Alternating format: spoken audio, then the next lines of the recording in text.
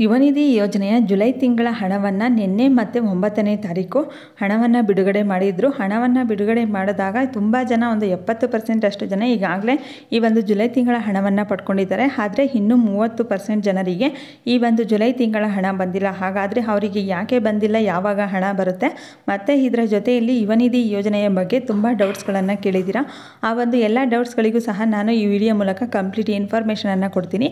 ಮತ್ತು ಇದರ ಜೊತೆಯಲ್ಲಿ ಸೆಲ್ಫ್ ಡೆಕ್ಲರೇಷನ್ ಈಗ ಸರ್ಕಾರದಿಂದ ಕೆಲವು ಚೇಂಜಸನ್ನು ಮಾಡಬೇಕು ಅಂತ ನಿರ್ಧಾರ ಮಾಡಿದ್ದಾರೆ. ಹಾಗಾದರೆ ಆ ಚೇಂಜಸ್ ಏನೇನು, ಯಾವೆಲ್ಲ ಬದಲಾವಣೆಗಳನ್ನು ಸೆಲ್ಫ್ ಡೆಕ್ಲರೇಷನಲ್ಲಿ ಮಾಡ್ತಾರೆ, ಮತ್ತು ಈ ಒಂದು ಯುವನಿಧಿ ಪ್ಲಸ್ ಯೋಜನೆ ಬಗ್ಗೆ ನಾನು ಹಿಂದಿನ ವಿಡಿಯೋದಲ್ಲಿ ತಿಳಿಸಿದ್ದೆ. ಹಾಗಾದರೆ ಯುವನಿಧಿ ಪ್ಲಸ್ ಯೋಜನೆ ಯಾವಾಗಿನಿಂದ ಜಾರಿಗೆ ಬರುತ್ತೆ, ಯುವನಿಧಿ ಪ್ಲಸ್ ಯೋಜನೆ ಜಾರಿಗೆ ಬಂದರೆ ಯುವನಿಧಿ ಯೋಜನೆಯ ಹಣ ಬರುತ್ತಾ ಅಥವಾ ಸ್ಟಾಪ್ ಆಗುತ್ತಾ, ಈ ಎಲ್ಲದರ ಬಗ್ಗೆ ನಾನು ಈ ವಿಡಿಯೋ ಮೂಲಕ ಕಂಪ್ಲೀಟ್ ಇನ್ಫಾರ್ಮೇಷನ್ ಅನ್ನು ಕೊಡ್ತೀನಿ. ಈ ವಿಡಿಯೋನ ಎಲ್ಲೂ ಸ್ಕಿಪ್ ಮಾಡದೆ ಎಂಡ್ವರೆಗೂ ನೋಡಿ. ಹಾಗೆ ಯಾರಾದರೂ ಇದೇ ಫಸ್ಟ್ ನನ್ನ ಚಾನಲನ್ನು ನೋಡ್ತಾ ಇದ್ದರೆ ಈಗಲೇ ಸಬ್ಸ್ಕ್ರೈಬ್ ಮಾಡಿ, ವಿಡಿಯೋಗೆ ಒಂದು ಲೈಕ್ ಕೊಡಿ, ವಿಡಿಯೋನ ಆದಷ್ಟು ಬೇರೆಯವರಿಗೂ ಸಹ ಶೇರ್ ಮಾಡಿ.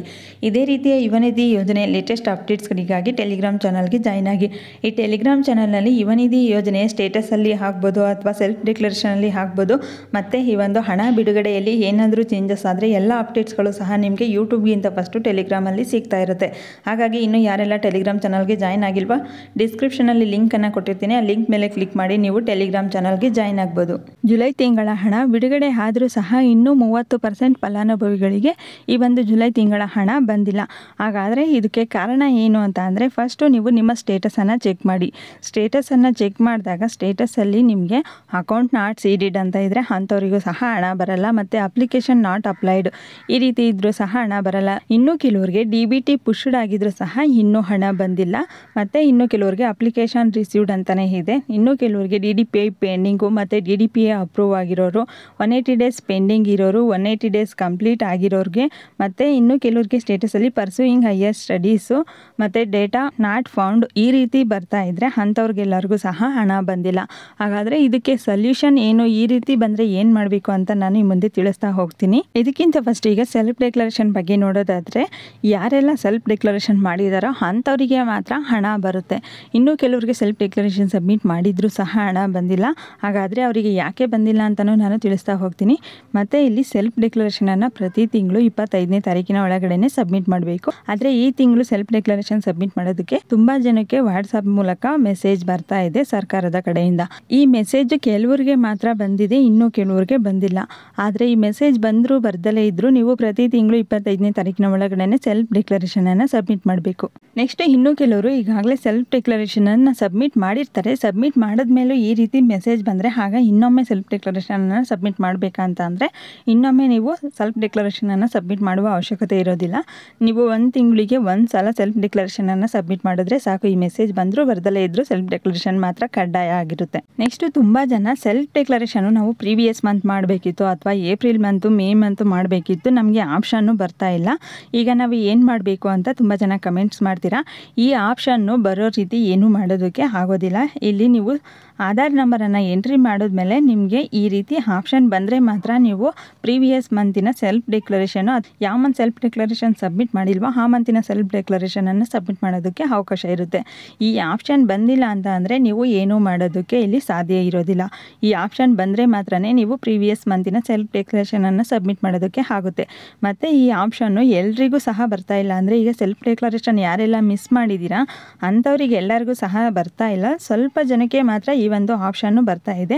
ಅದರಲ್ಲೂ ಸಹ ಹೊಸದಾಗಿ ಯಾರೆಲ್ಲ ಏಪ್ರಿಲ್ ಆಗಿರ್ಬೋದು, ಮೇ ಆಗಿರ್ಬೋದು, ಜೂನಲ್ಲಿ ಈ ಒಂದು ಯುವನಿಧಿ ಯೋಜನೆಗೆ ಅಪ್ಲಿಕೇಶನನ್ನು ಹಾಕಿರ್ತಾರೋ ಅಂಥವರಿಗೆ ಮಾತ್ರ ಈ ಒಂದು ಆಪ್ಷನ್ನು ಬರ್ತಾ ಇದೆ. ನೆಕ್ಸ್ಟ್ ಸೆಲ್ಫ್ ಡೆಕ್ಲರೇಷನಲ್ಲಿ ಸರ್ಕಾರ ಈಗ ಕೆಲವೊಂದು ಚೇಂಜಸ್ಸು ಅಥವಾ ಕೆಲವೊಂದು ಬದಲಾವಣೆಗಳನ್ನು ಮಾಡಬೇಕು ಅಂತ ಪ್ಲಾನನ್ನು ಮಾಡ್ತಾ ಇದೆ. ಹಾಗಾದರೆ ಆ ಬದಲಾವಣೆ ಏನು ಅಂತ ಅಂದರೆ, ಈಗ ಪ್ರತಿ ತಿಂಗಳು ಸೆಲ್ಫ್ ಡೆಕ್ಲರೇಷನನ್ನು ಸಬ್ಮಿಟ್ ಮಾಡಿದ್ರೆ ಮಾತ್ರ ಹಣ ಬರುತ್ತೆ.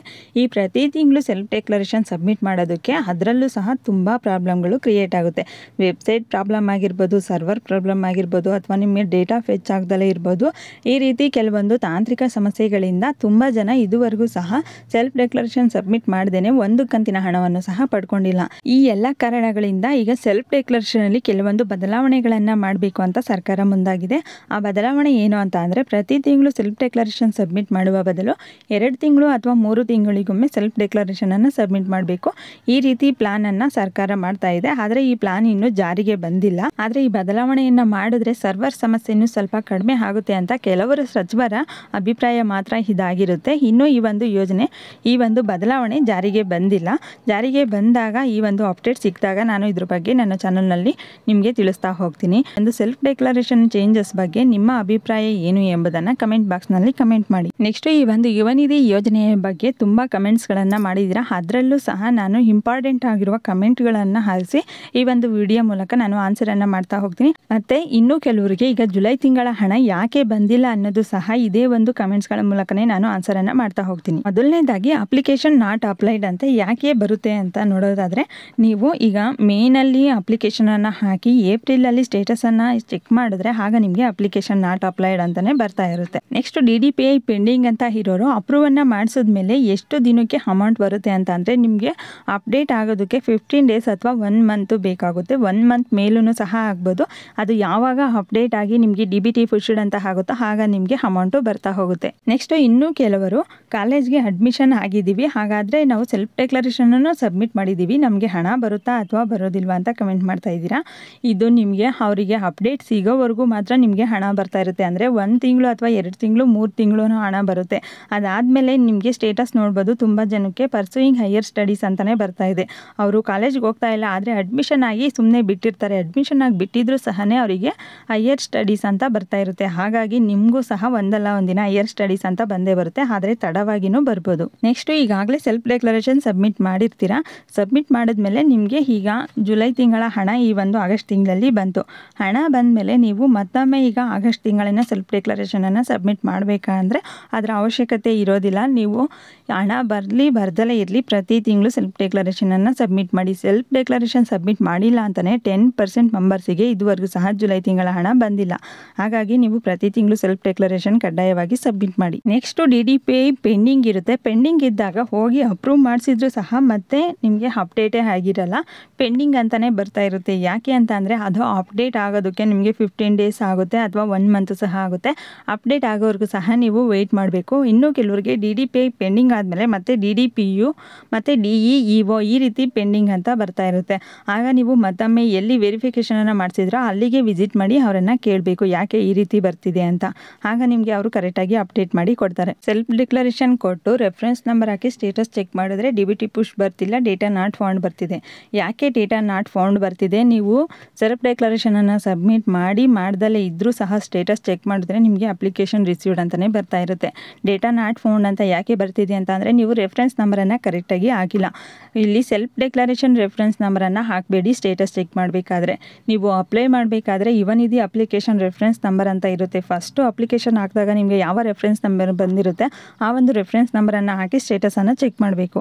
ಮತ್ತು ಇಲ್ಲಿ ನೀವು ಮಂತನ್ನು ಕರೆಕ್ಟಾಗಿ ಸೆಲೆಕ್ಟ್ ಮಾಡ್ಕೊಳ್ಳಿ. ನಾನು ಆಗಲೇ ಹೇಳಿದೆ, ನೀವು ಏಪ್ರಿಲಲ್ಲಿ ಅಪ್ಲಿಕೇಶನನ್ನು ಹಾಕಿ ಮಾರ್ಚ್ ತಿಂಗಳ ಸ್ಟೇಟಸನ್ನು ಚೆಕ್ ಮಾಡಿದ್ರು ಸಹ ನಿಮಗೆ ಡೇಟಾ ನಾಟ್ ಫೌಂಡ್ ಅಂತಲೇ ಬರ್ತಾ ಇರುತ್ತೆ. ನೆಕ್ಸ್ಟು ಅಪ್ಲಿಕೇಶನ್ ಹಾಕಿ ಸಬ್ಮಿಟ್ ಆಗಿದೆ ಆದರೂ ಸಹ ಅಮೌಂಟ್ ಬರ್ತಾ ಇಲ್ಲ, ಮತ್ತು ಸೆಲ್ಫ್ ಡೆಕ್ಲರೇಷನಲ್ಲಿ ಡೇಟಾ ಫೆಚ್ ಆಗ್ತಾ ಇಲ್ಲ. ಏನು ಮಾಡಬೇಕು? ಫಸ್ಟು ನೀವು ನಿಮ್ಮ ಸ್ಟೇಟಸನ್ನು ಚೆಕ್ ಮಾಡಿ, ಅಪ್ಲಿಕೇಶನ್ ಸ್ಟೇಟಸನ್ನು ಚೆಕ್ ಮಾಡಿ. ಅಲ್ಲಿ ನಿಮಗೆ 180 ಡೇಸ್ ಏನಾದರೂ ಪ್ರಾಬ್ಲಮ್ ಇದೆಯಾ ಅಥವಾ DDPI ಪೆಂಡಿಂಗ್ ಆಯಿತಾ ಅನ್ನೋದು ನೀವು ತಿಳ್ಕೊಳ್ಳಿ. ನೆಕ್ಸ್ಟು ಸೆಲ್ಫ್ ಡೆಕ್ಲರೇಷನ್ನು ಡೇಟಾ ಫೆಚ್ ಆಗ್ತಾ ಇಲ್ಲ, ನಿಮಗೆಲ್ಲ ಸರಿ ಇದ್ದನು ಅಂತ ಅಂದರೆ ನಿಮ್ಮ ಅಪ್ಲಿಕೇಶನ್ನು ವೆರಿಫೈ ಆಗಬೇಕು. ವೆರಿಫೈ ಆದಮೇಲೆ ಸೆಲ್ಫ್ ಡೆಕ್ಲರೇಷನ್ನು ಸಬ್ಮಿಟ್ ಆಗುತ್ತೆ. ಮತ್ತು ಕೆಲವೊಂದು ಸಲ ಸರ್ವರ್ ಪ್ರಾಬ್ಲಮಿಂದನೂ ಸಹ ಈ ಒಂದು ಸೆಲ್ಫ್ ಡೆಕ್ಲರೇಷನ್ನು ಸಬ್ಮಿಟ್ ಆಗಲ್ಲ. ಟ್ರೈ ಮಾಡ್ತಾ ಇರಿ. ನೆಕ್ಸ್ಟ್ ಸೆಲ್ಫ್ ಡೆಕ್ಲರೇಷನ್ ಮೆಸೇಜ್ ಬಂದಿದೆ, ಆದರೆ ಡೇಟಾ ಫೆಚ್ ಆಗ್ತಾ ಇಲ್ಲ. ಯಾಕೆ ಡೇಟಾ ಫೆಚ್ ಆಗ್ತಾ ಇಲ್ಲ ಅಂತ ಈಗಾಗಲೇ ನಾನು ತಿಳಿಸಿದ್ದೀನಲ್ಲ. ಸ್ಟೇಟಸನ್ನು ಚೆಕ್ ಮಾಡಿ, ಏನೂ ಪ್ರಾಬ್ಲಮ್ ಇಲ್ಲ ಅಂತ ಅಂದರೆ ಕೆಲವೊಂದು ಸಲ ಸರ್ವರ್ ಪ್ರಾಬ್ಲಮಿಂದನೂ ಸಹ ನಿಮಗೆ ಇಲ್ಲಿ ಡೇಟಾ ಫೆಚ್ ಆಗೋದಿಲ್ಲ. ಟ್ರೈ ಮಾಡ್ತಾ ಇರಿ, ಆಗುತ್ತೆ. ನೆಕ್ಸ್ಟು ಪರ್ಸ್ಯೂಯಿಂಗ್ ಹೈಯರ್ ಸ್ಟಡೀಸ್ ಅಂತ ಬರ್ತಾ ಇದೆ ಅಂತ ಅಂದರೆ ನೀವು ಏನಾದರೂ ಹೈಯರ್ ಎಜುಕೇಷನ್ ಮಾಡ್ತಾ ಇದ್ದರೆ ನಿಮಗೆ ಹಣ ಬರೋದಿಲ್ಲ. ನೀವೇನು ಎಜುಕೇಷನ್ ಮಾಡ್ತಾ ಇಲ್ಲ ಆದರೂ ಸಹ ಸ್ಟೇಟಸ್ ಈ ರೀತಿ ಬರ್ತಾ ಇದೆ ಅಂತ ಅಂದರೆ ನೀವು ನಿಮ್ಮ ಕಾಲೇಜಲ್ಲಿ ನಿಮ್ಮ ಅಡ್ಮಿಷನನ್ನು ಕ್ಯಾನ್ಸಲ್ ಮಾಡಿಸ್ಬೇಕು. ಕಾಲೇಜಲ್ಲಿ ಕೇಳಿ ಹೋಗಿ, ನಾವು ಈ ರೀತಿ ಯುವ ನಿಧಿಗೆ ಅಪ್ಲಿಕೇಶನ್ ಹಾಕಿದ್ದೀವಿ, ನಮಗೆ ಸ್ಟೇಟಸ್ ಈ ರೀತಿ ಬರ್ತಾ ಇದೆ, ಕಾಲೇಜ್ ಅಡ್ಮಿಷನ್ ಆಗಿದ್ದೀವಿ ಅಂತ. ಆಗ ಅವರು ನಿಮಗೆ ಸೊಲ್ಯೂಷನನ್ನು ಹೇಳ್ತಾರೆ. ನಿಮ್ಮ ಅಡ್ಮಿಷನನ್ನು ಕ್ಯಾನ್ಸಲ್ ಮಾಡಿದಾಗ ಆಗ ನಿಮಗೆ ಅಪ್ಡೇಟ್ ಆಗಿ ಪ್ರತಿ ತಿಂಗಳು ಹಣ ಬರ್ತಾ ಹೋಗುತ್ತೆ. ನೆಕ್ಸ್ಟ್ ಒಂದು ಸಲ ಅಮೌಂಟ್ ಬಂದು ಆಮೇಲೆ ಬರ್ತಾ ಇಲ್ಲ, ಏನು ಮಾಡಬೇಕು? ಸೆಲ್ಫ್ ಡೆಕ್ಲರೇಷನ್ ಸಬ್ಮಿಟ್ ಮಾಡಿದ್ರು ಸಹ ನಿಮ್ಮ ಸ್ಟೇಟಸನ್ನು ಚೆಕ್ ಮಾಡಿ. ಸ್ಟೇಟಸಲ್ಲಿ ನಿಮ್ಮ ಅಪ್ಲಿಕೇಶನ್ ರಿಸೀವ್ಡ್ ಇದೆಯಾ ಅಥವಾ ಏನು ಪ್ರಾಬ್ಲಮ್ ಇದೆ ಅಂತ ತಿಳ್ಕೊಳ್ಳಿ. ಆಮೇಲೆ ನಿಮಗೆ DBT ಪುಷ್ಡ್ ಅಥವಾ ಅಥವಾ ನಿಮ್ಗೆ ಅಪ್ಲಿಕೇಶನ್ ರಿಸೀವ್ಡ್ ಅಂತ ಇದ್ದರೆ ಏನು ಪ್ರಾಬ್ಲಮ್ ಇಲ್ಲದೆ ಅಮೌಂಟು ಬರ್ತಾ ಹೋಗುತ್ತೆ. ನೀವು ಪ್ರತಿ ತಿಂಗಳು ಸೆಲ್ಫ್ ಡಿಕ್ಲರೇಷನ್ ಸಬ್ಮಿಟ್ ಮಾಡಿದ್ರೆ ಮಾತ್ರ ನಿಮಗೆ ಹಣ ಬರುತ್ತೆ. ನೆಕ್ಸ್ಟು ಅಕೌಂಟ್ ನಾಟ್ ಸೀಡೆಡ್ ಈ ರೀತಿ ಇದ್ದರೆ ಏನು ಮಾಡಬೇಕು, ಹಣ ಬರುತ್ತಾ ಅಥವಾ ಬರೋದಿಲ್ವಾ ಅಂದರೆ ನಿಮಗೆ ಅಕೌಂಟ್ ನಾಟ್ ಸೀಡೆಡ್ ಅಂತ ಇದ್ದರೆ ಹಣ ಬರೋದಿಲ್ಲ. ಯಾಕೆ ಬರೋದಿಲ್ಲ ಅಂತ ಅಂದರೆ ಅದರಲ್ಲೂ ಸಹ ಈ ಒಂದು ಜುಲೈ ತಿಂಗಳ ಹಣ ಈ 10%ಗೆ ಈ ಒಂದು ಕಾರಣದಿಂದಲೇ ಹಣ ಬಂದಿಲ್ಲ. ತುಂಬ ಜನಕ್ಕೆ ಅಕೌಂಟ್ ನಾಟ್ ಸೀಡೆಡ್ ಅಂತ ಬರ್ತಾ ಇದೆ. ಯಾಕೆ ಈ ರೀತಿ ಬರ್ತಾ ಇದೆ ಅಂತ ಅಂದರೆ ನಿಮ್ಮ ಬ್ಯಾಂಕ್ ಅಕೌಂಟಿಗೆ ಆಧಾರನ್ನು ಲಿಂಕ್ ಮಾಡಿಸ್ಬೇಕು. ನೀವು ಆಧಾರನ್ನು ಲಿಂಕ್ ಮಾಡಿಸಿದ್ರೆ ಆಗ ಮಾತ್ರ ನಿಮಗೆ ಹಣ ಬರ್ತಾ ಹೋಗುತ್ತೆ. ಆಧಾರ್ ಲಿಂಕ್ ಮಾಡಿಸಿಲ್ಲ ಅಂತ ಅಂದರೆ ಹಣ ಬರೋಲ್ಲ. ಇನ್ನು ಕೆಲವರು ಲಿಂಕ್ ಮಾಡಿಸಿದ್ರೂ ಸಹ ಇನ್ನೂ ಅಪ್ಡೇಟ್ ಆಗಿರೋದಿಲ್ಲ. ಅಪ್ಡೇಟ್ ಆಗೋವರೆಗೂ ಸಹ ವೆಯ್ಟ್ ಮಾಡಿ. ಅಪ್ಡೇಟ್ ಆಗಿಲ್ಲ ಅಂತ ಅಂದರೂ ಸಹ ನಿಮಗೆ ಲಿಂಕ್ ಮಾಡಿಸಿದ್ರೂ ಸಹ ನಿಮಗೆ ಅದೇ ರೀತಿ ಸ್ಟೇಟಸ್ಸು ತೋರಿಸ್ತಾ ಇರುತ್ತೆ. ನಿಮ್ಮ ಬ್ಯಾಂಕ್ ಅಕೌಂಟ್ಗೆ ವಿಸಿಟ್ ಮಾಡಿ ನೀವು ಆಧಾರನ್ನು ಲಿಂಕ್ ಮಾಡಿಸಿ, ಆಗ ನಿಮಗೆ ಸ್ಟೇಟಸ್ಸು ಅಪ್ಡೇಟ್ ಆಗುತ್ತೆ. ನೆಕ್ಸ್ಟ್ ಯುವನಿಧಿ ಪ್ಲಸ್ ಯೋಜನೆ ಜಾರಿ ಆದರೆ ಯುವನಿಧಿ ಹಣ ಬರುತ್ತಾ ಬರೋದಿಲ್ವಾ ಅಂದರೆ ಈ ಒಂದು ಯೋಜನೆಯ ಬಗ್ಗೆ ಇನ್ನು ಯಾವುದೇ ಒಂದು ಸಂಪೂರ್ಣ ಮಾಹಿತಿಯನ್ನು ಕೊಟ್ಟಿಲ್ಲ. ಇನ್ನು ಪ್ಲ್ಯಾನನ್ನು ಮಾಡ್ತಾ ಇದ್ದಾರೆ ಅಷ್ಟೇ. ಮತ್ತು ಈ ಒಂದು ಯುವನಿಧಿ ಯೋಜನೆಯಲ್ಲಿ ಯಾರೆಲ್ಲ ರಿಜಿಸ್ಟರ್ ಆಗಿದ್ದಾರೆ ಅವರಿಗೆ ಎಲ್ಲರಿಗೂ ಸಹ ಈ ಒಂದು ಸ್ಕಿಲ್ ಟ್ರೈನಿಂಗನ್ನು ಕೊಡ್ತಾರೆ, ಕೆಲಸವನ್ನು ಕೊಡಿಸ್ತಾರೆ. ಅಂದರೆ ಇದ್ರ ಬಗ್ಗೆ ಸಂಪೂರ್ಣ ಮಾಹಿತಿ ಸಿಕ್ಕಿದಾಗ ನಾನು ನನ್ನ ಚಾನಲ್ನಲ್ಲಿ ನಿಮಗೆ ಅಪ್ಡೇಟನ್ನು ಮಾಡ್ತಾ ಹೋಗ್ತೀನಿ. ಆದರೆ ನಿಮಗೆ ಈ ಒಂದು ಯುವನಿಧಿ ಯೋಜನೆಯ ಹಣ ಸ್ಟಾಪ್ ಆದರೂ ಸಹ ಸ್ಕಿಲ್ ಟ್ರೈನಿಂಗ್ಗೆ ಅಂತ ಹಣವನ್ನು ಕೊಡ್ತಾರೆ. ಅದ್ರ ಮೂಲಕನಾದರೂ ನಿಮಗೆ ಹಣ ಬಂದೇ ಬರುತ್ತೆ. ನೆಕ್ಸ್ಟು ಆಗಸ್ಟ್ ತಿಂಗಳಿನ ಹಣ ಇದೇ ಒಂದು ತಿಂಗಳಲ್ಲಿ ಬರೋದಿಲ್ಲ. ನೆಕ್ಸ್ಟ್ ಮಂತಲ್ಲಿ ನಿಮಗೆ ಆಗಸ್ಟ್ ತಿಂಗಳಿನ ಹಣವನ್ನು ಬಿಡುಗಡೆ ಮಾಡ್ತಾರೆ. ನೆಕ್ಸ್ಟು ಅಪ್ಲಿಕೇಶನ್ ರಿಸೀವ್ಡ್ ಅಂತ ಇದ್ದರೆ ನಿಮಗೆ ಯಾವುದೇ ಒಂದು ಪ್ರಾಬ್ಲಮ್ ಇರೋದಿಲ್ಲ. ಸೆಲ್ಫ್ ಡಿಕ್ಲರೇಷನ್ ಸಬ್ಮಿಟ್ ಮಾಡಿದ್ದೀರಾ ಅಂತ ಅಂದರೆ ಹಣ ಬಂದೇ ಬರುತ್ತೆ. ಸೆಲ್ಫ್ ಡಿಕ್ಲರೇಷನ್ ಸಬ್ಮಿಟ್ ಮಾಡಿಲ್ಲ ಅಂತ ಅಂದರೂ ಸಹ ಅಪ್ಲಿಕೇಶನ್ ರಿಸೀವ್ಡ್ ಅಂತಲೇ ಬರ್ತಾ ಇರುತ್ತೆ, ಆದರೆ ನಿಮಗೆ ಹಣ ಬರೋದಿಲ್ಲ. ನೆಕ್ಸ್ಟ್ ಈಗ ಜುಲೈ ತಿಂಗಳ ಹಣ ಮಾತ್ರ ಬಂದಿದೆ, ಇನ್ನು ಪೆಂಡಿಂಗ್ ಹಣ ಬಂದಿಲ್ಲ. ಈಗ ಪೆಂಡಿಂಗ್ ಹಣ ಕೆಲವರಿಗೆ 2 ತಿಂಗಳ ಹಣ ಬಂದಿಲ್ಲ, ಇನ್ನು ಕೆಲವರಿಗೆ 3 ತಿಂಗಳು 4 ತಿಂಗಳ ಹಣ ಬಂದಿಲ್ಲ. ಆದರೆ ಯಾವಾಗ ಬರುತ್ತೆ ಅನ್ನೋ ಇನ್ಫಾರ್ಮೇಷನ್ನು ಗೊತ್ತಿಲ್ಲ. ಆದರೆ ಹಣ ಮಾತ್ರ ನಿಮಗೆ ಬಿಡುಗಡೆ ಮಾಡ್ತಾರೆ. ಈ ಮಂತ್ ಆಗಿರ್ಬೋದು ಅಥವಾ ನೆಕ್ಸ್ಟ್ ಮಂತ್ ಆಗಿರ್ಬೋದು. ಈಗಾಗಲೇ ತುಂಬ ಜನಕ್ಕೆ 7 ತಿಂಗಳ ಹಣನೂ ಸಹ ಕ್ರೆಡಿಟ್ ಆಗಿದೆ. ಒಂದು 10% ಮೆಂಬರ್ಸಿಗೆ ಮಾತ್ರ 7 ತಿಂಗಳ ಹಣನೂ ಕ್ರೆಡಿಟ್ ಆಗಿದೆ. ಇನ್ನೂ ಒಂದು 90% ಜನರಿಗೆ ಈ ಒಂದು ಪೆಂಡಿಂಗ್ ಹಣ ಇದುವರೆಗೂ ಸಹ ಜಮಾ ಮಾಡಿಲ್ಲ. ನೆಕ್ಸ್ಟು ವರ್ಕ್ ಮಾಡ್ತಾ ಇದ್ದೀವಿ, ಆದರೂ ಸಹ ಯುವನಿಧಿ ಯೋಜನೆಗೆ ಅಪ್ಲೈ ಮಾಡಿದ್ದೀವಿ. ಹಣ ಬರುತ್ತಾ ಬರೋದಿಲ್ವಾ ಅಂತ ಅಂದರೆ ನಿಮಗೆ ಅದು ಅಪ್ಡೇಟ್ ನಾನು ಈಗಾಗಲೇ ತಿಳಿಸಿದ್ನಲ್ಲ, ಹೈಯರ್ ಎಜುಕೇಷನ್ ಆಗಿರ್ಬೋದು ಅಥವಾ ನೀವು ವರ್ಕ್ ಮಾಡ್ತಾ ಇದ್ದು ನಿಮಗೆ PF ಅಕೌಂಟ್ ಇರ್ಬೋದು ಅಥವಾ ನೀವು ಬೇರೆ ಕಂಪ್ನಿನಲ್ಲಿ ವರ್ಕ್ ಮಾಡ್ತಾ ಇದ್ದರೂ ಸಹ ಅಲ್ಲಿ ಅಪ್ಡೇಟ್ ಆಗುತ್ತೆ. ಅವ್ರಿಗೆ ಅಪ್ಡೇಟ್ ಆಗೋವರೆಗೂ ಸಹ ನಿಮಗೆ ಹಣ ಬರುತ್ತೆ. ಅವರಿಗೆ ಅಪ್ಡೇಟ್ ಸಿಕ್ಕಿದ ಮೇಲೆ ನಿಮಗೆ ಹಣ ಹಾಕೋದನ್ನು ಸ್ಟಾಪ್ ಮಾಡ್ತಾರೆ. ನೆಕ್ಸ್ಟು DBT ಪುಷ್ಡ್ ಇದ್ದರೆ ಹಣ ಬರುತ್ತಾ ಅಥವಾ ಬರೋದಿಲ್ವಾ ಅಂತ ಅಂದರೆ ಹಣ ಬಂದೇ ಬರುತ್ತೆ.